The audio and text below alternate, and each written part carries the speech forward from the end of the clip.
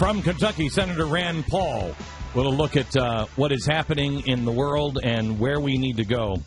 Rand, Senator, how are you, sir? Very good. Glad to be with you, Glenn. It is always a pleasure to have you on. Let's start with the Middle East and what's happening in the Middle East. What do you think? Are we running guns to Syria and were we running them to the rebels in Libya? You know, I think the real question is who are the rebels in both situations and what will happen if they take over. I think we can all agree that Assad's a bad guy, but there's a large population of Christians in Syria, and from my understanding, they're quite concerned about the rebels taking over. Oh, yeah. And they're not too happy with Assad, but they've found Assad to be more accepting of the Christians than even the government that got established in Iraq after the war. We are. What do you suppose? I mean, how deep is this this story on Libya and the killing of the ambassador? I mean, we're seeing reports that we have all the documents sitting in front of us.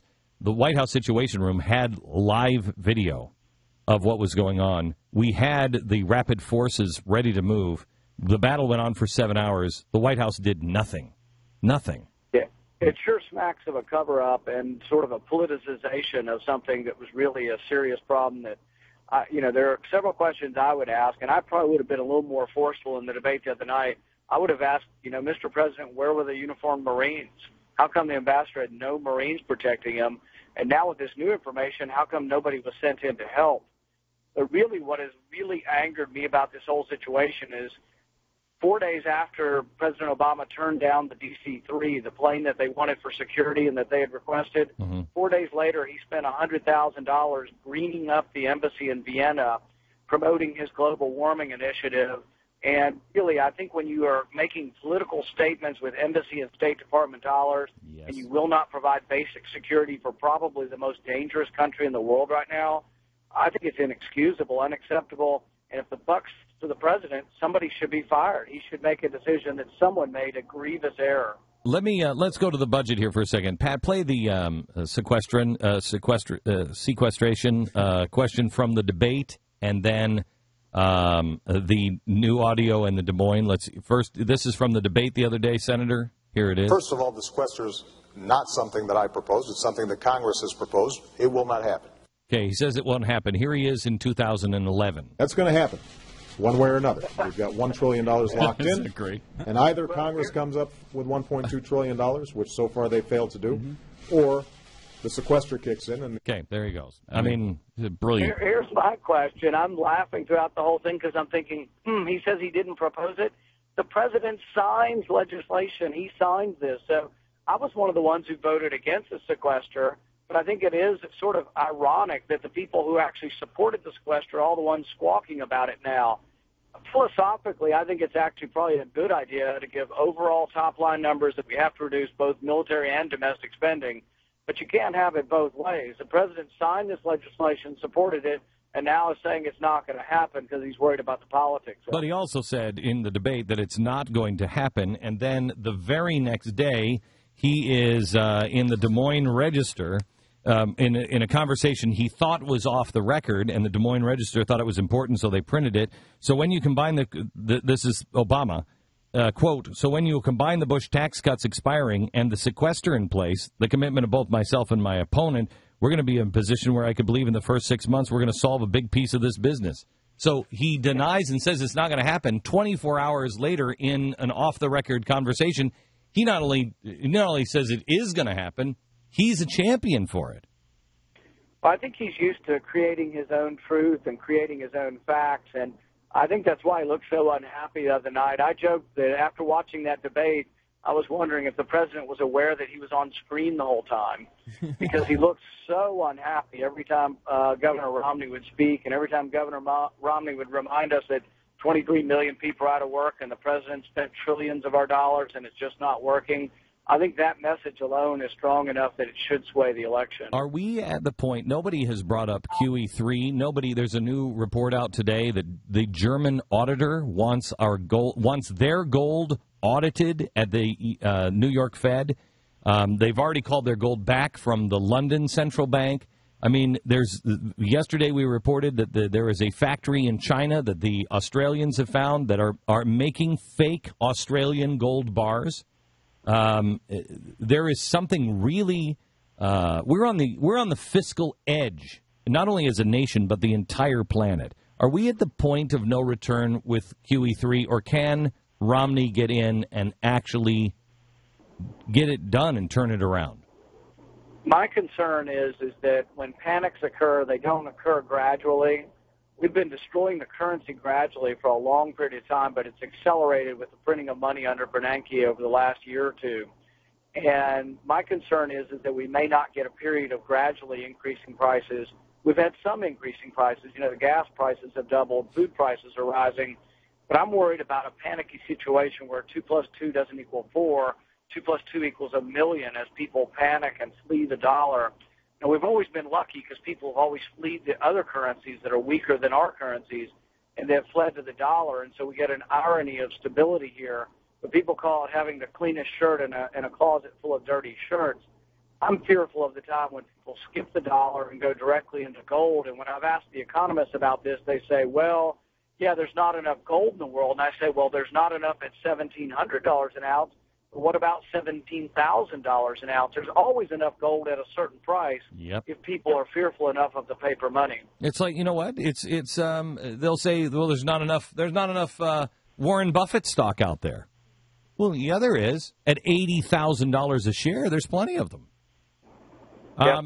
You're exactly right. And the thing is people come up to me all the time, and we're not talking about radicals. We're talking about regular working folks, professionals, and they come up to me and they say, what can I do with some of my money? And I always advise, own something that you can hold. One is gold, but own a rental house, own some kind of piece of real estate that in a time of crisis you actually will have something left if the money is destroyed. All right, so let me give you this story. In the China Daily paper, they say the renminbi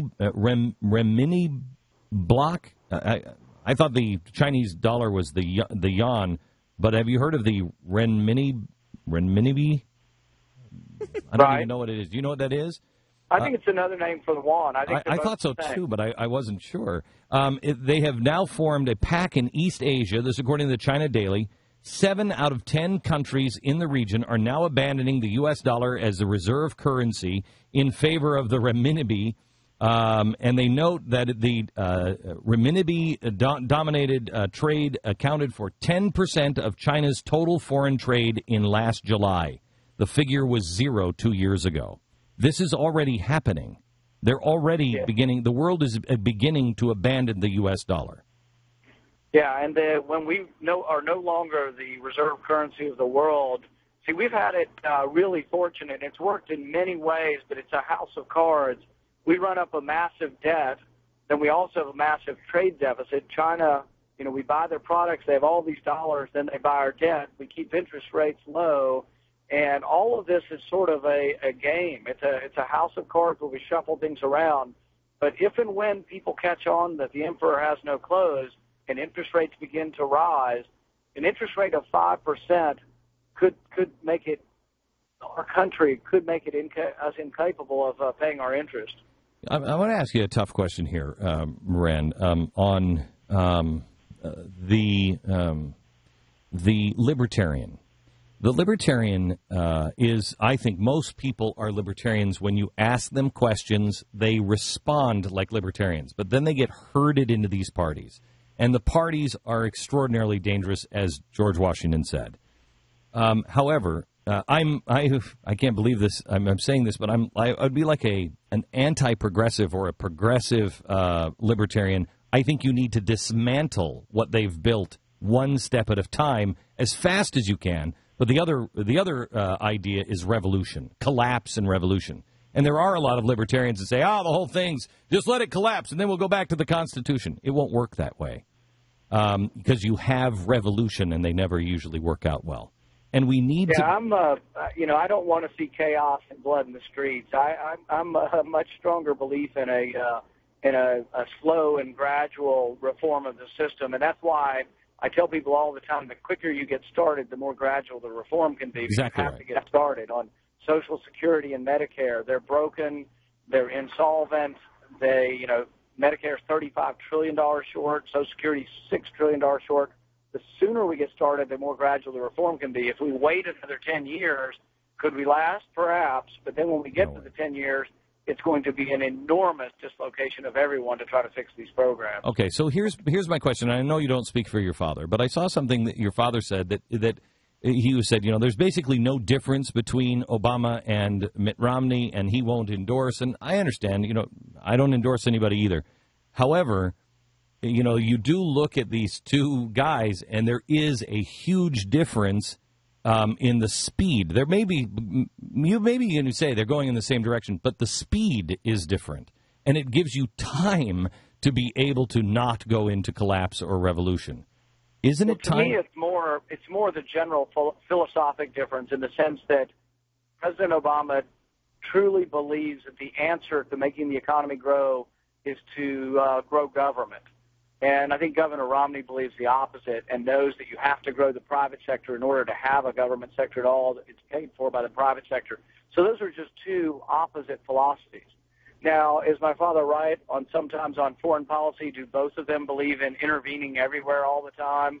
I think our foreign policy has been too much of everywhere all the time, and I think we should moderate where we are and keep in mind that our national defense of our country is preeminently important, and that being everywhere all the time is very, very expensive and sometimes counterproductive. Okay. So I think there are some similarities sometimes on foreign policy. And when you watch the debate, you don't see a great deal of difference, really, on foreign policy. But on economic you certainly policy, didn't the other day. Sorry.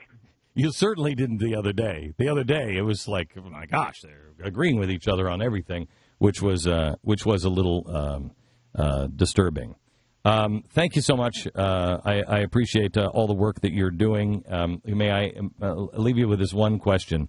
I have heard rumors that the Republicans are planning on defunding about 80% of Obamacare and not repealing Obamacare.